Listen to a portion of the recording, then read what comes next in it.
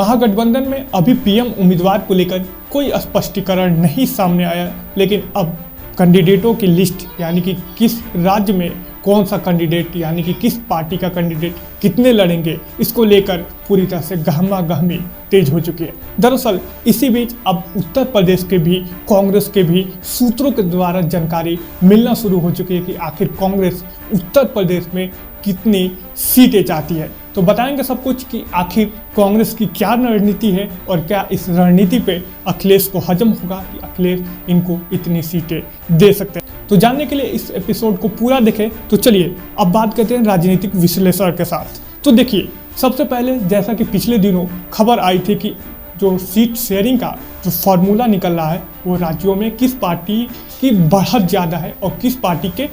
वहाँ पर जो पिछले चुनाव हुए तो वहाँ पर किसको कितनी जीत हासिल हुई थी और कौन दूसरे नंबर पर था, इस हिसाब से सीट शेयरिंग का फॉर्मूला बना है। तो अब देखिए, समाजवादी पार्टी ने 80 लोकसभा की सीटों में से पहले कहा था कि हमें 62 से 65 सीटें चाहिए, जैसा कि हमने आपको बताया था, और वहीं पर आरएलडी को 6-7 सीटें वो देते नजर आ रहे थे और एक चंद्रशेखर रावण की पार्टी को। तो इस तरह कुल मिला के हो जा रहे थे 80 सीटें और कांग्रेस को वो उसमें 10-12 सीटें ही मिलती नजर आ रही थी, वो भी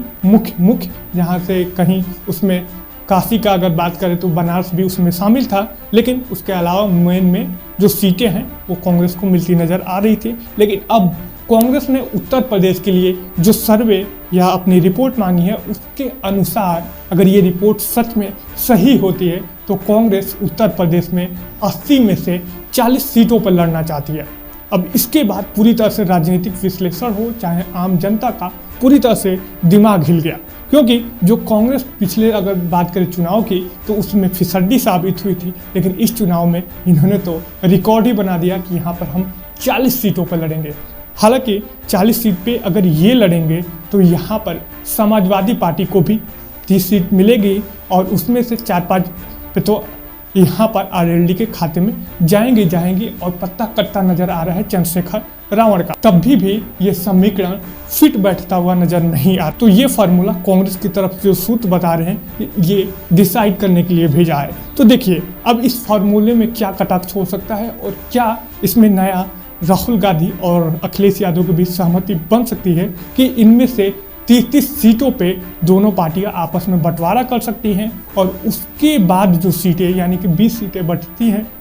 उसमें से भी 1-2 सीटें में तमाम पार्टियां हैं उन्हें भी दिया जा सकता है, या ये 35-35 का आंकड़ा करेंगे और 10 सीटें आरएलडी के लिए या और अन्य पार्टियों के लिए छोड़ सकती हैं। तो जैसे ये खबरें मीडिया में सामने आई कि कांग्रेस उत्तर प्रदेश में 40 सीटों पे दावा ठोक सकती है, 40 सीटें लड़ सकती है, उसके बाद पूरी तरह से हलचल मची हुई है। बहरहाल आपको क्या लगता है कि कांग्रेस को उत्तर प्रदेश में 40 सीटें अखिलेश दे पाएंगे या नहीं देंगे? आप अपनी राय हमें नीचे लिख के जरूर बताएं और साथ ही में अगर आपको हमारा ये एपिसोड या एनालिसिस बढ़िया लगा तो फटाफट चैनल को सब्सक्राइब करें, वीडियो को लाइक करें।